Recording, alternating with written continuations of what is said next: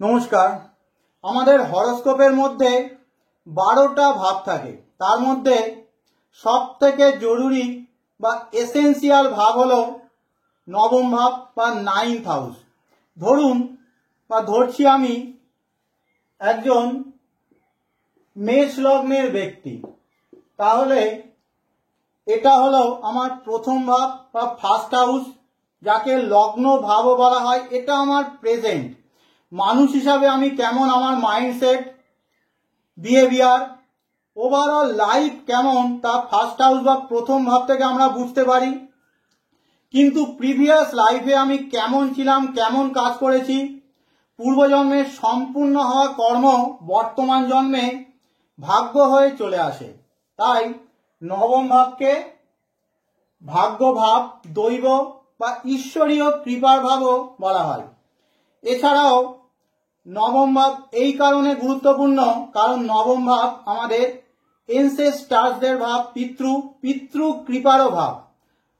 আমাদের উপরে পিতৃ বা অদৃশ্য শক্তি কৃপা কতটা আছে নবম ভাব থেকে বোঝা যায়। সেই জন্য নবম ভাবকে পরম্পরার ভাবও বলা হয়।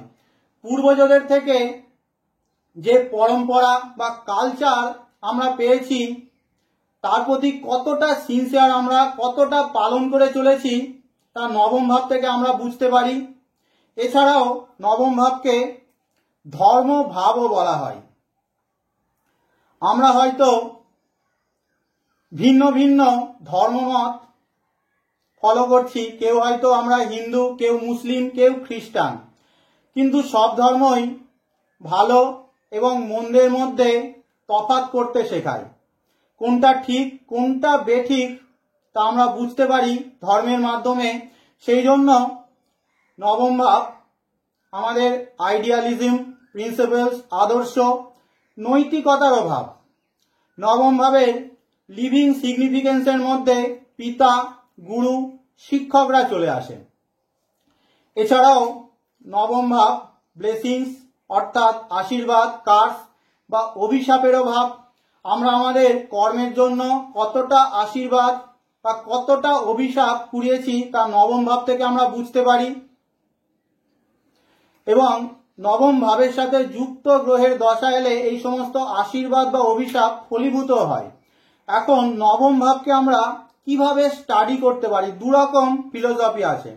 একটা ফিলোসফিতে বলছে সরাসরি নবম ভাবের অধিপতি যে গ্রহটা, তাকে দেখুন সে কেমন অবস্থায় রয়েছে, কোথায় রয়েছে, কার সাথে রয়েছে, সেই হিসাবে নবম ভাবের ফল আপনারা পাবেন। ধরুন এক্ষেত্রে মেষ লগ্নের জন্য নবম ভাবের অধিপতি হলো এই ধনু রাশির মালিক অর্থাৎ বৃহস্পতি। বৃহস্পতি কেমন রয়েছে তার উপরই নবম ভাবের এফেক্ট পাওয়া যাবে।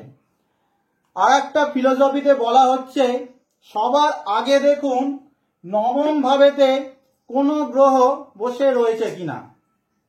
যে গ্রহ থাকবে সেই গ্রহ তার কারকত্ব বা তার হাউস লর্ডশিপ অনুসারে বা কনজাংশন অনুসারে ফল দেবে।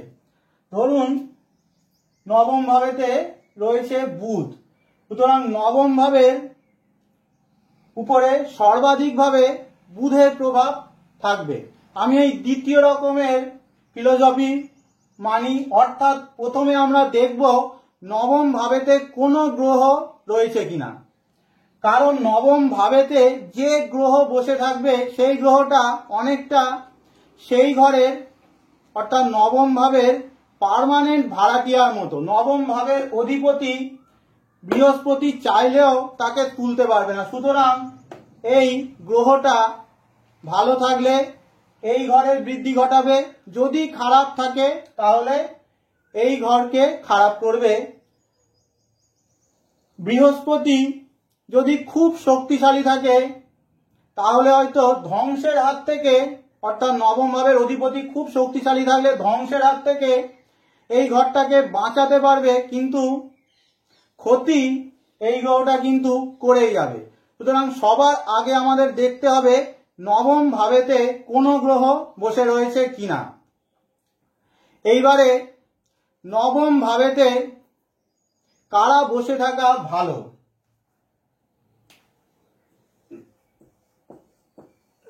নবম ভাবেতে যেহেতু নবম ভাবে একটি ত্রিকোণ ভাব, কেন্দ্র ভাবগুলো অর্থাৎ 1, 4, 7, 10 এদের অধিপতিরা নবম ভাবে যদি বসে থাকে ভালো।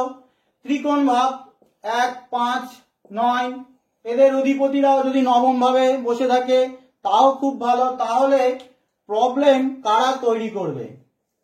মহর্ষি পরাশর বলছেন কোন হরস্কোপে 3, 6, 11 অর্থাৎ ত্রিসরায়ের অধিপতিরা সর্বদা অশুভ। তৃতীয় ভাব কাম, ষষ্ঠ ভাব ক্রোধ আর একাদশ ভাব লোভ। সুতরাং কাম, ক্রোধ, লোভের অধিপতিরা নবম ভাবেতে বসে থাকা প্রবলেম করবেই। তার সাথে সাথে ত্রিক ভাব অর্থাৎ ষষ্ঠ, অষ্টম, দ্বাদশ এদের অধিপতিরাও নবম ভাবে বসে থাকা বাঞ্ছনীয় না। এরা থাকলে কিভাবে আমরা ব্যালেন্স করব তাও আমি সাজেস্ট করব। নবম ভাবের একটা ভালো জিনিস হলো, নবম ভাব হলো বৃদ্ধির ভাব। যে হাউস লর্ডই থাকুক না কেন তার সাথে যুক্ত কাজে আমাদের বৃদ্ধি দেবেই। প্রথমে খারাপ ঘরগুলো একটু দেখে নিই। যদি থার্ড হাউসের মালিক অর্থাৎ তৃতীয় ভাবের অধিপতি, যেমন এক্ষেত্রে মিথুনের মালিক বুধ, বুধ যদি নবম ভাবেতে অবস্থান করে তাহলে মুভমেন্ট, ঘর থেকে দূরে, রেসিডেন্ট চেঞ্জ, ছোটখাটো যাত্রা সাথে যুক্ত কাজে ভাগ্যের সাপোর্ট পাওয়া যাবে এবং গ্রোথ আসবে। মিডিয়া, অনলাইন কাজেও ভাগ্যের সাহায্য পাওয়া যাবে। ষষ্ঠ ভাবের অধিপতি কন্যার মালিক, এক্ষেত্রেও বুধ চলে আসছে। ষষ্ঠ ভাব আমাদের ষড় রিপুর ভাব, ষষ্ঠ ভাব আমাদের চাকরিরও ভাব, কম্পিটিশনের ভাব। তাই চাকরি করা এদের জন্য খুব ভালো। চাকরিতে ভালো বৃদ্ধি, সহজে এরা কম্পিটিশন ক্লিয়ার করে যায় এবং চাকরিও এরা পেয়ে যায়। চাকরির বদলে যদি ব্যবসা এরা করে, এই বুধের উপরে আরো যদি কিছু ম্যালেফিক ইনফ্লুয়েন্স, অষ্টম, দ্বাদশের মালিকরাও যদি এই বুধের সাথে থেকে যায় তাহলে ব্যবসা এদের লস হবেই, লিটিগেশন আসবে, লোনও এদের কষ্ট দেবে। এদের উচিত সেবা ভাব বাড়ানো উচিত। নবম ভাব ধর্মস্থলেরও ভাব, তাই ধর্মস্থলে ভলেন্টারি সার্ভিস দেওয়া উচিত। আপনারা অনেক ধনী বা বড়লোকদের দেখবেন যে ধর্মস্থলে সেবা দিচ্ছে, কেউ ঝাড়ু দিচ্ছে, কেউ সাফাই করছে, কেউ জল দিচ্ছে, কেউ প্রসাদ ভোগ বিতরণ করছে, কেউ বাজার করছে। অর্থাৎ নিঃস্বার্থভাবে ধর্মস্থলে এদের সেবা দেওয়া উচিত। চলে আসছি একাদশ ভাবের মালিক, যেমন এক্ষেত্রে একাদশ ভাবের মালিক মেষ লগ্নের জন্য শনি মহারাজ। এই শনি যদি নবম ভাবেতে থাকে ফাইন্যান্সিয়াল গ্রোথের জন্য কিন্তু ভালো। একাদশ ভাব ইচ্ছাপূর্তির ভাব, ভাগ্যের সাহায্যে ইচ্ছা পূর্তি হবে। আর নবম ভাব আবার ধর্ম কর্মের ভাব, ভজন কীর্তন স্তুতিরও ভাব। এদের ভক্তির পিছনে কিন্তু একটা দেখবেন সবসময় একটা কামনা বাসনা লুকিয়ে থাকে, অর্থাৎ সকাম ভক্তি এরা করে, নিষ্কাম ভক্তির দিকে এরা যায় না। চলে আসছি ত্রিক ভাবগুলো। ষষ্ঠ ভাব তো আগেই বলে দিয়েছি, অষ্টমপতি, যেমন এক্ষেত্রে মেষ লগ্নের জন্য অষ্টমপতি মঙ্গল। সেই অষ্টমপতি নবম ভাবেতে থাকলে, নবম ভাব আমাদের নৈতিকতার ভাব, অষ্টমপতি আবার অনৈতিকতার ভাব। তাই অনেক সময় এরা নৈতিকতা ত্যাগ করে নেয়। অষ্টম স্থান আবার জ্যোতিষ, গুপ্তবিদ্যা বা তন্ত্রেরও ঘর, তন্ত্রেরও ঘর। তাই জ্যোতিষশাস্ত্র, গুপ্তবিদ্যা স্টাডি এদের সর্বদা করা উচিত। এই সব বিদ্যা স্টাডি করলে বা পড়াশোনা করলে এদের মধ্যে নৈতিকতা বৃদ্ধি অবশ্যই পাবে। চলে আসছি দ্বাদশপতি যদি নবম ভাবেতে থাকে, এক তো ফরেন সেটেলমেন্টে বা বাইরে গেলে এদের ভাগ্য সাহায্য করে। ধর্মের জন্য এদের অনেক ত্যাগ করতে হয়। এদের ধর্মের সাথে যুক্ত বস্তুর দান করা উচিত।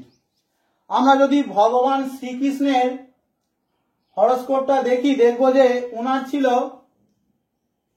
এই বৃষ লগ্ন, ওনার নবম ভাব অর্থাৎ এই মকর রাশির ঘরেতে উচ্চস্থ মঙ্গল অবস্থান করছিল। মঙ্গল ওনার দ্বাদশপতি। দেখেছিলাম জন্মের সাথে সাথে উনি জন্মগ্রহণ করেছিলেন মথুরায়, মথুরা থেকে বৃন্দাবনে চলে যেতে হলো। বৃন্দাবনে 11 বছর ছিলেন, তারপরে মথুরাতে আবার ব্যাক করেন, অর্থাৎ জন্মস্থলে ব্যাক করেন। সেখানে বেশি দিন সেটেল হতে পারেননি। তারপরে দ্বারকাতে উনি বাস করেছিলেন, অর্থাৎ জন্মস্থান থেকে দূরে বা বিদেশে গেলে ভাগ্যের সাহায্য, বিদেশে গিয়ে ওনার ভাগ্যের সাহায্য উনি বেশি পেয়েছিলেন। এছাড়াও ওনার ধর্ম স্থাপনের জন্য উনি অনেক ত্যাগ করেছিলেন, দান করেছিলেন।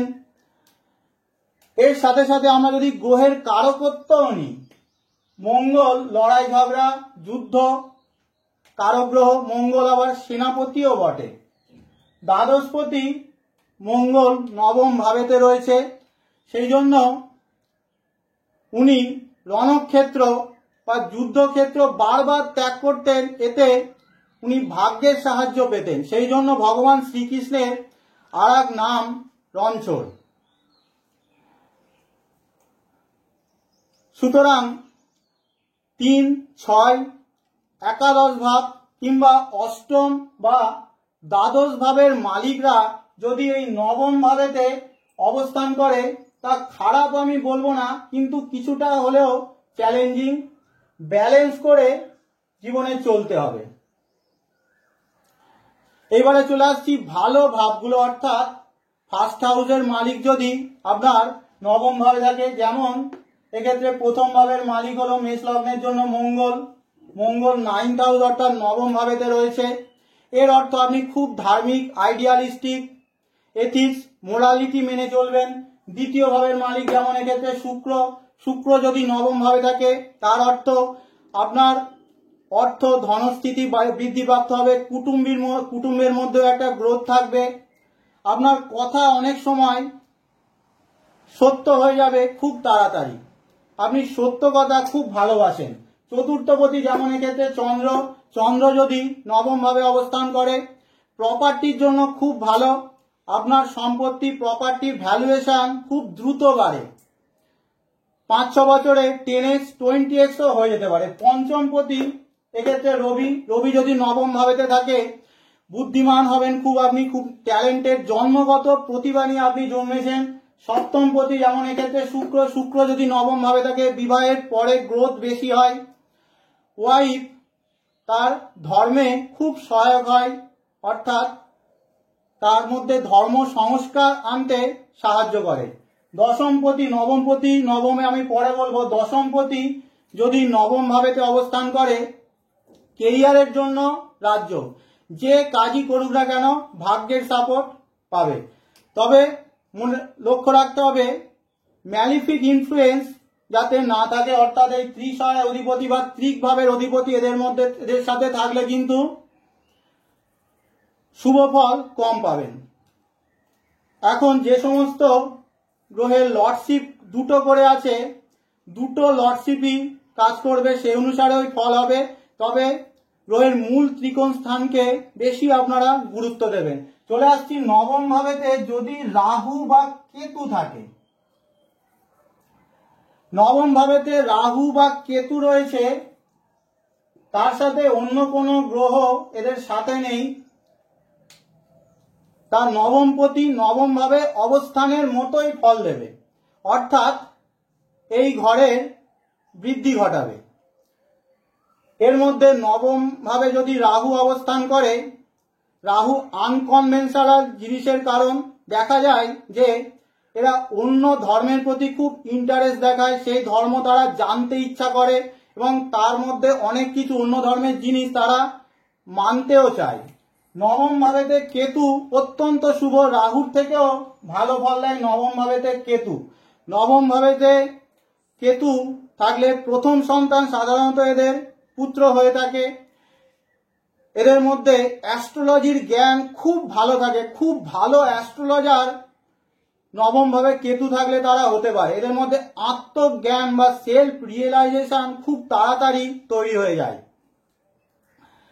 এইভাবে চলে আসছি নবম ভাবে, দেখছেন আপনার কোনো গ্রহ নেই, নবম ভাবে গ্রহ আপনার নাও থাকতে পারে, কারণ আমাদের হরোস্কোপে 12টা ভাব রয়েছে, এই 12টা ভাব আর 9টা গ্রহ, কোনো কোনো ঘরেতে আবার 2-3টে গ্রহ থাকতে পারে, তাই প্রায় 50% মানুষেরই দেখা যায় যে এই নবম ভাবেতে কোনো গ্রহ নেই। সেক্ষেত্রে আপনি সরাসরি নবমপতি, যেমন এক্ষেত্রে এই মেষ লগ্নের ক্ষেত্রে বৃহস্পতি কোথায় আছে, কেমন অবস্থায় রয়েছে, তার উপরে ভাগ্যভাবের ফল তা নির্ভর করবে। যেমন নবমপতি যদি ফার্স্ট হাউস অর্থাৎ প্রথম ভাবেতে আপনার অবস্থান করে, আপনি বর্ন লাকি অর্থাৎ জন্মগতভাবে আপনি খুব ভাগ্যবান। ঈশ্বরীয় কৃপা আপনার মধ্যে সর্বদা কাজ করবে। পিতা, গুরু, শিক্ষকদের এফেক্ট বা অ্যাটাচমেন্ট আপনার জীবনে খুব বেশি থাকবে। আপনার পার্সোনালিটি গ্রো করতে এরা খুব সাহায্য আপনাকে করবে। নবমপতি যদি দ্বিতীয় ভাবেতে অবস্থান করে, সেক্ষেত্রে দ্বিতীয় ভাব আমাদের সংস্কারেরও ভাব। তাই আপনাকে পিতা খুব ভালো সংস্কার দিয়ে যাবে। ভাগ্যের সাহায্যে আপনি ধন অর্জন করবেন। নবম ভাবের যে কোনো কাজ, যেমন টিচিং, হায়ার লার্নিং, ধর্মের সাথে যুক্ত কোনো কাজ, পাবলিকেশনের কাজে আপনি যথেষ্ট অর্থবান হবেন। নবমপতি তৃতীয় ভাব অর্থাৎ এই থার্ড হাউসে যদি অবস্থান করে, তৃতীয় ভাব আমাদের এফোর্ট, কারেজ, সংঘর্ষেরও ভাব। বলা যায় effort directly proportional to your growth, অর্থাৎ ভাগ্যের সাহায্য পেতে গেলে আপনাকে লড়তে হবে। যত লড়বেন তত আপনি ভাগ্যের সাহায্য পেতে থাকবেন। এছাড়াও নবমপতি তৃতীয় ভাবে থাকলে ট্রাভেলিংয়ে ভাগ্য সাহায্য করে। নবমপতি যদি চতুর্থ ভাবেতে অবস্থান করে, চতুর্থ ভাব আমাদের বাসস্থান বা ঘরের অভাব। দেখা যায় এদের বাসস্থান বা ঘরে পিতৃ অ্যানসেস্টার্সদের কৃপা থাকে, ব্লেসিং থাকে, দৈব কৃপা বাসস্থান এদের মধ্যে থাকে। নবম ভাব আমাদের ধর্ম, কর্ম, সৎসঙ্গ, ধার্মিক অনুষ্ঠানের অভাব। তাই দেখা যায় নবমপতি চতুর্থ স্থানে অবস্থান করলে এদের বাড়িতে বা ঘরেতে প্রায়ই ধর্মকর্মের কাজ হয়, এবং এই ধর্মকর্মের কাজ এদের ডোমেস্টিক পিস বা গৃহশান্তির জন্য খুব সহায়ক। আর এই ধর্মকর্মের কাজ করলে, যেহেতু চতুর্থ ভাবের উল্টো দিকের ঘরটা হলো অর্থাৎ চতুর্থ ভাবের গ্রহ দশম ভাবেতেও দৃষ্টি দেয়, এদের কর্মেরও প্রসার বিস্তার হয়। নবমপতি গ্রহটা যদি পঞ্চম ভাবেতে অবস্থান করে, অত্যন্ত শুভ। এক ত্রিকোণের মালিক, আর এক ত্রিকোণে পূর্ব পূর্ণ ভাব হলো নবম ভাব। নবম ভাব আমাদের বিদ্যা, বুদ্ধি, সন্তান স্থান। বিদ্যার দ্বারা এরা ভাগ্যবান হয়, বুদ্ধি বলে এরা ভাগ্যবান হয়, সন্তানও এদের ভাগ্যবান হয়। এদের চেতনার মধ্যে প্রবলভাবে গুরু ধর্মের অনুভূতি থাকে। নবমপতি যদি এই ষষ্ঠ ভাবেতে অবস্থান করে, ষষ্ঠ ভাব আমাদের কম্পিটিশনের ভাব। এরা চাকরিতে বা কম্পিটিশনে ভাগ্যের সাহায্য পায়। এরা যদি চাকরি না করে, সেক্ষেত্রে এদের রোগ কিন্তু বাড়ে। আর একটা জিনিস হলো, নবমপতি ষষ্ঠ ভাবেতে অবস্থান করলে এদের শত্রু যত বাড়তে থাকে, লাভ পেবারও তত করতে থাকে। নবমপতি যদি সপ্তম ভাবেতে অবস্থান করে, সপ্তম স্থান আমাদের স্পাউস অর্থাৎ স্বামী বা স্ত্রীর ভাব, পার্টনারের ভাব। সপ্তম ভাব আবার আমাদের দ্বিতীয় সন্তানেরও ভাব। তাই আপনার স্পাউস অর্থাৎ স্বামী বা স্ত্রী বা দ্বিতীয় সন্তান খুব ভাগ্যবান, ধার্মিক হতে পারে। এদের উচিত নিজের পার্টনার, স্বামী বা স্ত্রী, ব্যবসা করলে কাস্টমারদের সর্বদা উচিত সম্মান দেওয়া উচিত, তা এদের ভাগ্য বৃদ্ধির জন্য সহায়ক হয়। নবমপতি যদি অষ্টম ভাবেতে অবস্থান করে, গুরু বা পিতার মাধ্যমে এদের জীবনে একটা পজিটিভ ট্রান্সফরমেশন আসে। পিতা খুব আধ্যাত্মিক হতে পারে, তবে এদের ভাগ্যের মধ্যে একটা সাডেননেস থাকে, আনস্টেবল লাক বা লাকের মধ্যে একটা ফ্লাকচুয়েশন দেয়। কষ্টের পরে ভাগ্য কাজ করে এদের। ধরুন কোনো কাজ সহজে চলছিল, হঠাৎ করে কিন্তু নবমপতি অষ্টমে থাকলে তা বন্ধ করে দিতে পারে, কিংবা কোনো কাজ একদম চলছিল না, আবার খুব দ্রুত সেই কাজে উন্নতি হতে থাকলো। এদের দেখা যায় প্রায়ই যে একদম খাদের কিনারায় এরা চলে গিয়েছে, আর কোনো আশা নেই। সেই অবস্থায় ঈশ্বর এদের সাপোর্ট করতে থাকে, অর্থাৎ কষ্টের পরে ভাগ্য এদের কাজ করে। এছাড়াও নবমপতি অষ্টম ভাবে থাকলে তা একটা প্রেম বিবাহেরও কন্ডিশন, অন্য ট্র্যাডিশন, অন্য কালচারে বিবাহ যোগ সৃষ্টি করে। নবমপতি নবম ভাবে থাকলে স্বভাবতই শুভ, কারণ অধিপতি গ্রহ নিজের ঘরে থাকে, তাই এই ঘরের বল অবশ্যই বৃদ্ধি করবে। এদের দেখা যায় ভাগ্যের সাহায্যে বা অল্প পরিশ্রমে প্রচুর কাজ এরা হয়ে যায়, ভীষণভাবে ভাগ্যবানও এরা হয়ে যায়। তবে একটা প্রবলেম হলো এদের ক্ষেত্রে যে এরা অনেক সময় সহজে কাজ হয়ে যায় বলে পরিশ্রম করা বন্ধ করে দেয়। তাই এদের সবসময় পরিশ্রমের দিকেও নজর রাখতে হবে, কারণ সবসময় যে ভাগ্য বলে কাজ হয়ে যাবে এই আশা করা উচিত না। নবমপতি গ্রহটা যদি এই দশম ভাবেতে অবস্থান করে, স্বভাবতই এটা একটা রাজযোগ। নবমপতি দশম ভাবে চলে গেছে, যে কর্মই করুক না কেন ভাগ্যের হেল্প পাবেই।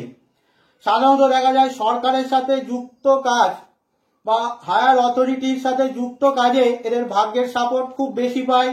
নবমপতি দশমে বড় বড় গভর্নমেন্ট অফিসারের হরস্কোপে দেখা যায়, কিংবা প্রফেসর, ধর্মগুরুর ছকেও নবমপতি দশমে দেখা যায়। নবমপতি গ্রহটা একাদশে থাকাও অত্যন্ত শুভ, বিশেষ করে ম্যাটেরিয়ালিস্টিক গেনের জন্য, ইচ্ছা পূর্তির জন্য। ভাগ্য গুরু পিতার সাহায্যে এরা ডিভাইন ব্লেসিং পায় এবং এদের ইচ্ছা পূর্তি ম্যাটেরিয়ালিস্টিক গেন হয়।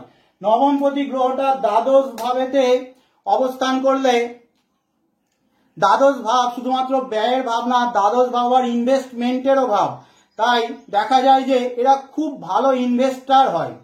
এদের ইনভেস্টমেন্ট খুব তাড়াতাড়ি গ্রো করে, সঠিক সময়ে সঠিক জায়গায় এরা বিনিয়োগ করে, তার মাধ্যমে এরা বিশেষভাবে ধনীয় হয়ে যায়।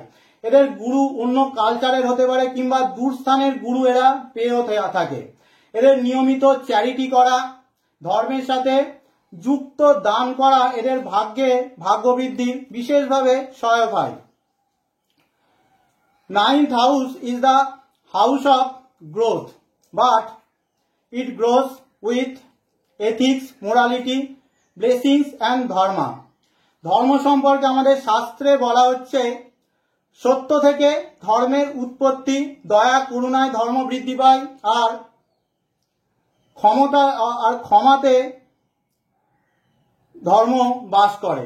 তাই সদা সত্য কথা বলা, দয়া করুণার ভাব রাখা, ক্ষমা করার গুণ আপনার যদি থাকে, আপনার ধর্মভাব প্রবল। নবম ভাবে সব থেকে বড় রেমিডি হলো ঝুঁকতে শিখুন। যে বড় তার কাছে নিচু হন। আপনি যদি বড়র পাশ হন, তাহলে স্বাভাবিকভাবেই তার হাত আপনার মাথাতে চলে যাবে, বিনিময়ে কিছু না কিছু সে দিয়েই যাবে। এটাই প্রকৃতির নিয়ম। এখান থেকেই আমাদের ব্লেসিং তৈরি হয়, যা আমাদের ভাগ্যভাবকে মজবুত করে। তাহলে আজকের মতো শেষ করলাম। নমস্কার।